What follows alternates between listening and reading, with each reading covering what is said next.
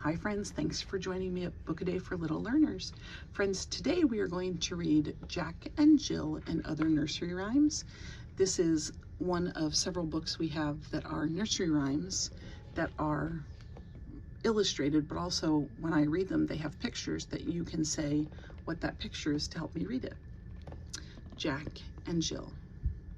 Jack and Jill went up the hill to fetch a pail of water. Jack fell down and broke his crown, and Jill came tumbling after. Then up Jack got, and home did trot, as fast as he could caper.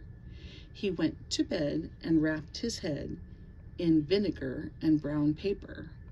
So in this story, Jack and Jill were going up to the well to get some water, and then Jack fell down, and his crown is his head. So he fell down and hit his head, and then Jill came tumbling after him. She also fell down. And Jack got up, and he went home as fast as he could. So they used the word trot and caper. And when he got home, he went to bed, and to help, probably he had a headache, to help his headache go away, he took some paper and some vinegar, and he put it on his head to make it feel better. All right, let's read it together. Are you ready? Jack and Jill. Jack and Jill went up the hill to fetch of water. Jack fell down and broke his crown and came tumbling after. Then up Jack got, and home did trot, as fast as he could caper. He went to and wrapped his head in brown paper. So in the picture, can you find a pail? Another word for pail is a bucket. And point to Jill. And point to Jack. And there's not a bed in this picture because he went home to his bed. But there's a well. That's the watering well. That's where they get their water. And then vinegar. Again, that's just here. There's not a picture of that. And then we have some sunflowers back here. They're so pretty. All right, our next story is Baba Black Sheep. Baba Black Sheep, have you any wool? Yes, sir, 3 bags full. 1 for the master, and 1 for the dame, and 1 for the little boy who lives down the lane. Baba Black Sheep, have you any wool? Yes, sir, 3 bags full. 1 for the master, and 1 for the dame, 1 for the little boy who lives down the lane. Baba Black Sheep, have you any wool? Yes, sir, 3 bags full. All right, friends, will you read it with me this time? Baba Black, have you any wool? Yes, sir, 3 full. 1 for the master, and 1 for the dame, and 1 for the little who lives down the lane. So the master would have been the man, and the dame would have been, like, that would be like the woman, so the husband and the wife, and then the child, the little boy. All right, in the picture, can you find the sheep?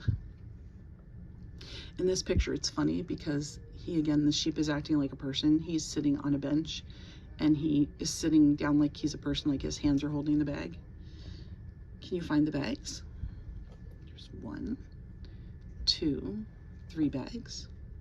And then can you find the boy?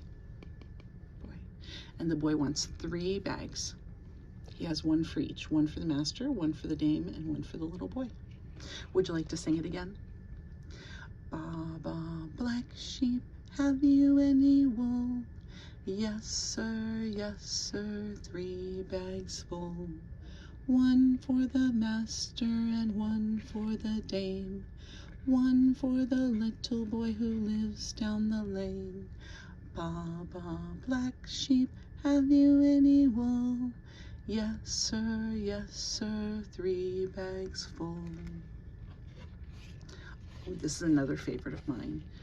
1, 2, buckle my shoe. Now the thing is, a long time ago they had shoes and they were buckled, and that's how you made it stay on your foot.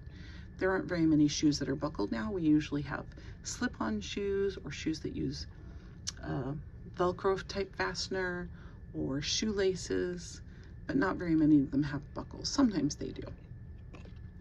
1, 2, buckle my shoe. 3, 4, shut the door. 5, 6, pick up sticks. 7, 8, lay them straight. 9, 10, a big fat hen.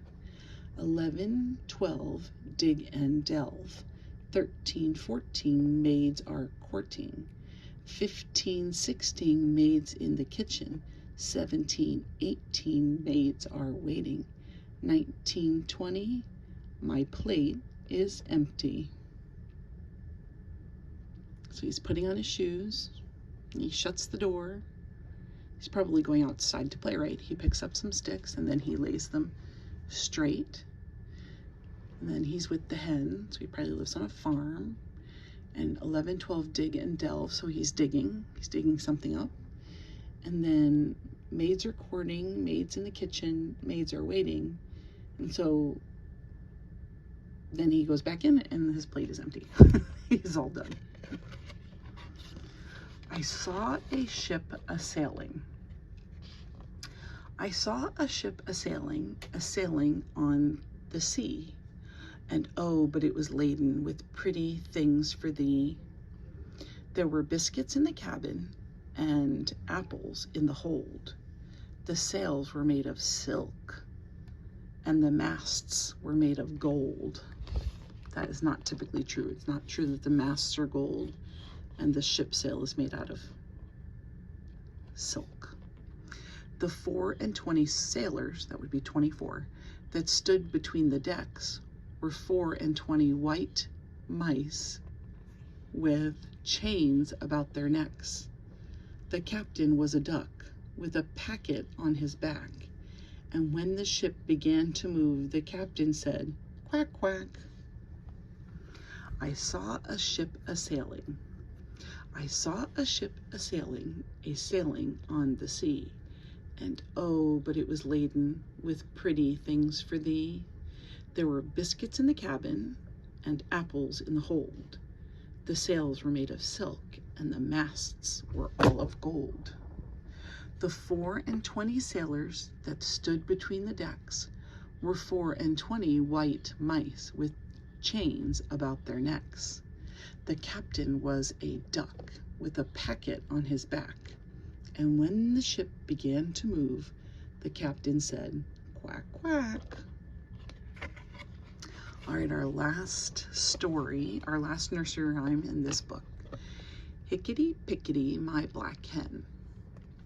Hickety pickety, my black hen, she lays eggs for gentlemen. Gentlemen come every day to see what my black hen doth lay. Sometimes 9 and sometimes 10, hickety pickety, my black hen. So in this short nursery rhyme, the hen lays 9 or 10 eggs every day. That would be quite a lot for a hen. So there are eggs all over the picture you can find, and there are the gentlemen, and then there's the hen. That hen creates a lot of eggs. Many of us eat eggs for breakfast. Hard-boiled eggs, poached eggs, scrambled eggs, over easy eggs. Do you like to eat eggs for breakfast? They're a good source of protein for you if you want to try them maybe one morning. Friends, thank you for joining me for the Jack and Jill and Other Rhymes book. I look forward to seeing you tomorrow for another new story. Until then.